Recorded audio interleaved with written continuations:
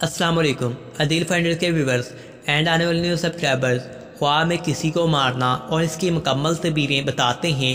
حضرت ابن سیرین رحمۃ اللہ علیہ نے فرمایا ہے، اگر دیکھیں کہ کسی کو مارا ہے اور اس کا سر کاٹا نہیں ہے، دلیل ہے کہ تو نگر آدمی سے اس کو خیر اور نیکی پہنچے گی۔ اور بعد اہل تعبیر نے بیان کیا ہے کہ مارنے والا مرے ہوئے پر ظلم کا اندیشہ کرے گا، اور اگر دیکھیں کہ اس کا کسی نے مارا ہے، دلیل ہے کہ اس کی عمر دراز ہوگی۔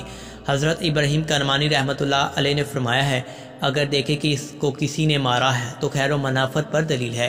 اگر دیکھیں کہ ایک جماعت کو لوگوں نے ظلم سے مارا ہے، دلیل ہے کہ اس کی عمر دراز ہوگی اور بادشاہ سے خیر و منافت پہنچے گی۔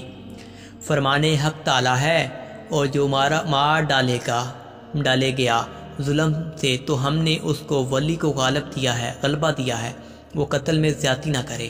اور اگر دیکھیں کہ کسی کو ظلم سے مارا ہے، دلیل ہے کہ گناہگار اور ظلم ہوگا، اور حق تعالیٰ اس پر کسی کو مقرر کرے گا تاکہ اس کو ستائے۔ فرمان حق تعالیٰ ہے، اپنی اولاد کو قتل نہ کرو آخر آیت تک۔ اور بعد کہتے ہیں کہ فرزند پر ظلم کرنا ہر طرح سے دنیا کی عزت ہے۔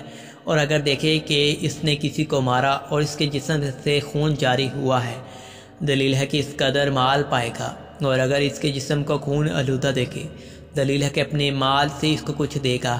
اور اگر دیکھے کہ خون جاری ہوا ہے، دلیل ہے کہ مارنے والے کا دین برباد ہوگا۔